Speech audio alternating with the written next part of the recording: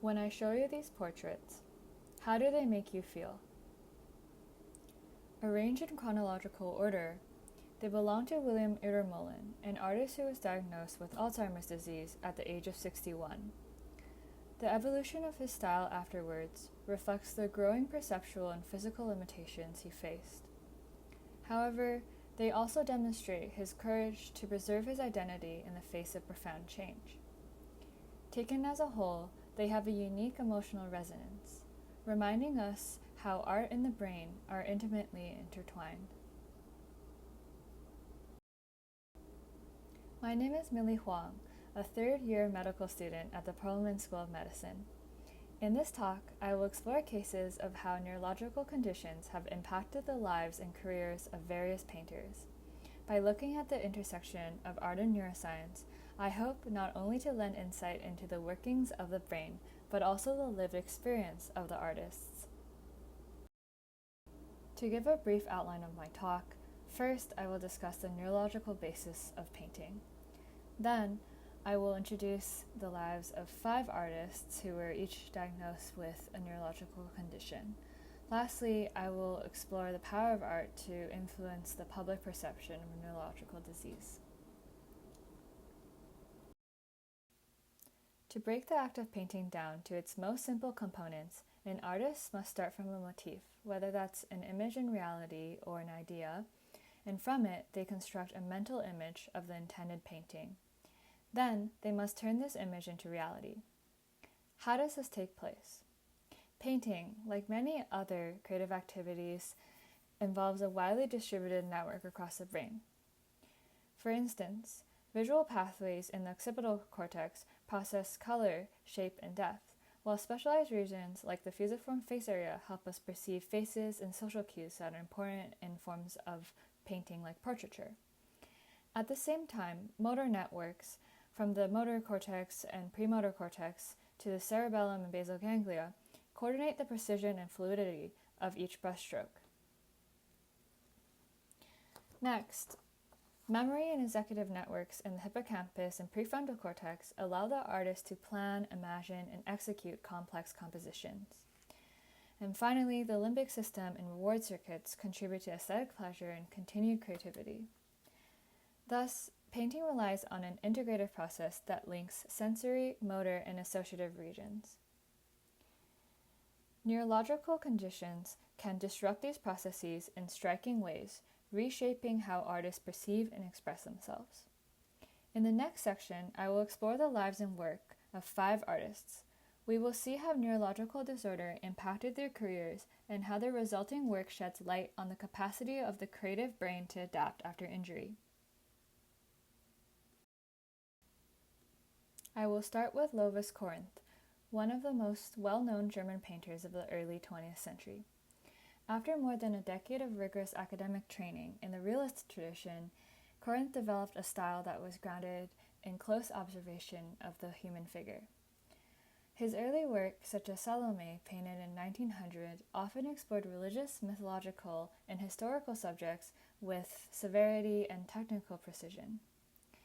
In his earlier career, he was openly critical of the burgeoning expressionist movement in Europe that focused on subjectivity and emotion, and he accused it of diluting German art with foreign influences such as French Fauvism from Matisse.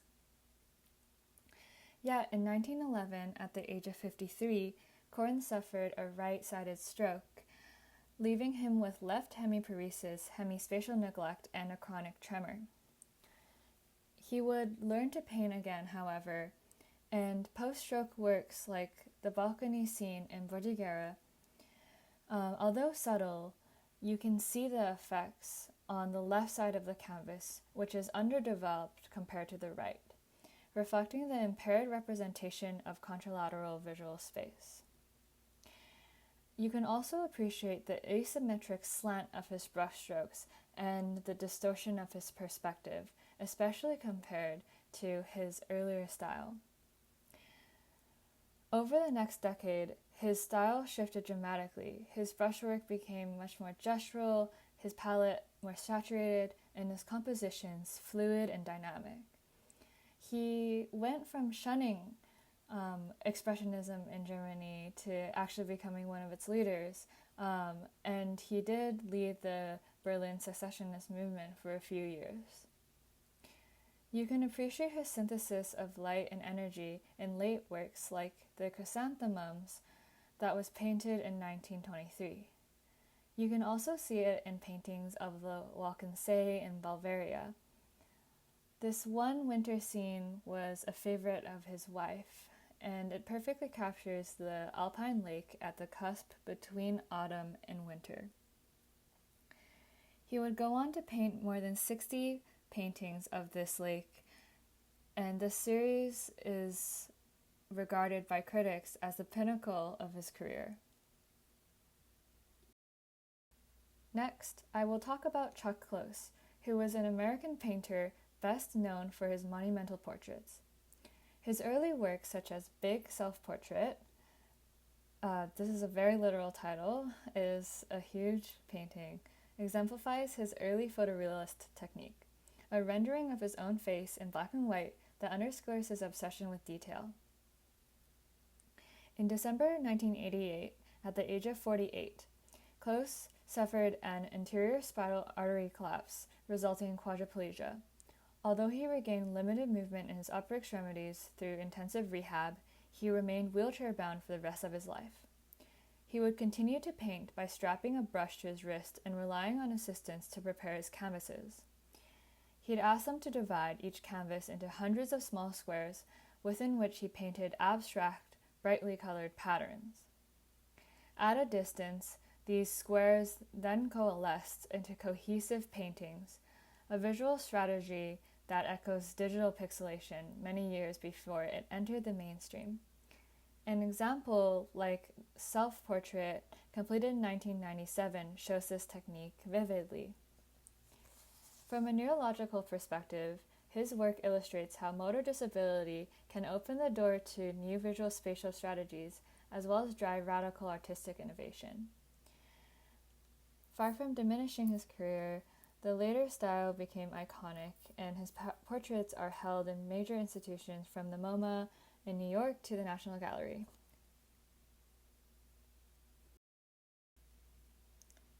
Catherine Sherwood is a practicing artist and professor at the University of California, Berkeley. Earlier in her career, her work was highly cerebral and technical, and it often incorporated motifs like medieval seals, as well as references to art history. An early work like Test Sites in 1991 exemplifies her analytic approach, with layered symbolic imagery arranged in a precise, almost architectural piece. In 1997, when she was 44, Sherwood suffered a left hemisphere stroke that resulted in right-sided hemiparesis and aphasia, leaving her unable to use her dominant hand.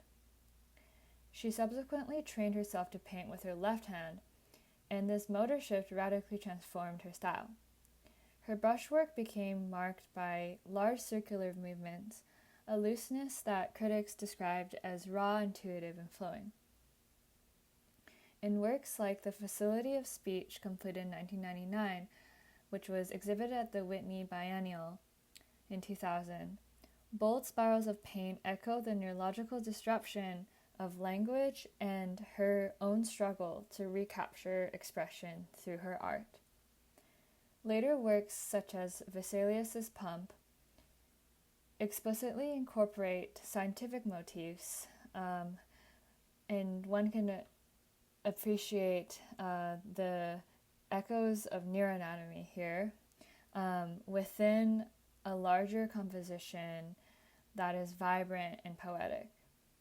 Sherwood herself credits the stroke with having a profoundly liberating effect on her practice.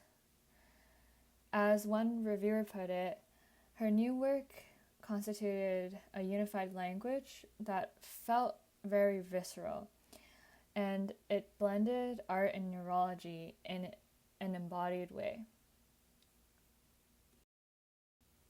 Next, I will talk about Willem de Kooning, who is one of the most influential painters of the 20th century and a central figure in abstract expressionism, an American post-World War II movement that aimed to convey intense emotional content through large-scale compositions. In his famous work Excavation, that was completed in 1950, the structure of hooked, blunt lines is reminiscent of anatomical parts.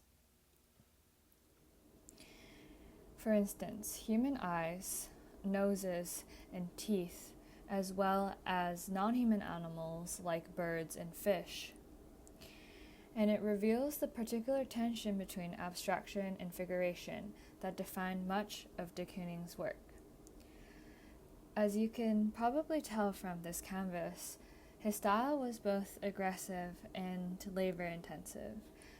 It typically consisted of building up paint layers and scraping them down until the desired effect was achieved, sometimes over the course of many months.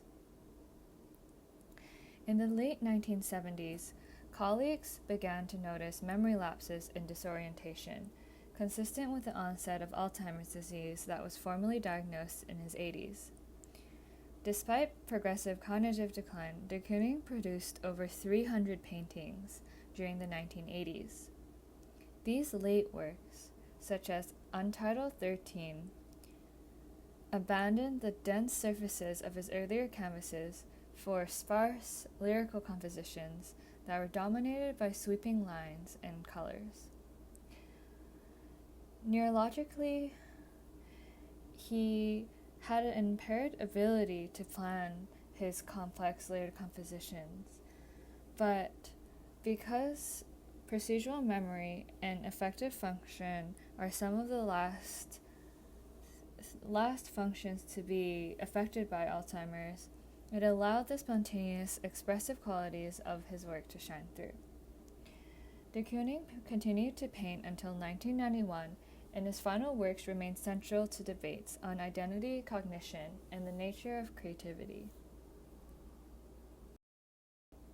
Lastly, William Utermohlen was a Philadelphia-born figurative artist who later settled in Europe. His early work, such as Self-Portrait with Palette, demonstrates precise treatment of perspective and facial structure. In 1995, Utermohlen was diagnosed with Alzheimer's disease at the age of 61. Though subtle symptoms, including apraxia, dyscalculia, and memory lapses, had appeared years earlier. His response to the diagnosis is captured in Blue Skies, completed in 1995, a haunting depiction of a figure clinging to a table in an empty, two-tone space. Over the following 5 years, he painted primarily self-portraits, which document the progressive effects of his disease. Late works, including a raised self-portrait in Head 1, reveal flattening of depth, distortion of facial features, and loss of fine details. These portraits not only chart the neurological symptoms of Alzheimer's, including visual spatial distortion and impaired fine motor skills, but they also bear witness to his struggle to maintain his sense of self through his art. For the last section of my talk, I will argue that art is not only something we appreciate aesthetically, but it also has the capacity to influence how society understands neurological disease.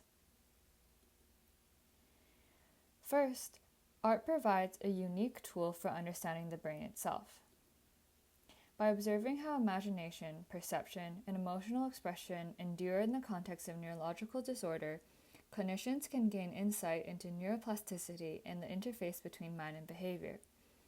This can help to foster interest, dialogue, and a deeper cultural awareness of the brain in both health and disease. Secondly, art provides a window into the lived experience of the artist. In the brushstrokes of Chuck Close or Catherine Sherwood, for instance, we encounter so much more than patience. We witness people who are navigating significant change, often transforming physical cognitive limitations into a new creative language. Lastly, art can be a persuasive tool in breaking down stigma. Art communicates where words fail. It allows viewers to engage with perceptual and emotional realities that they may never experience themselves.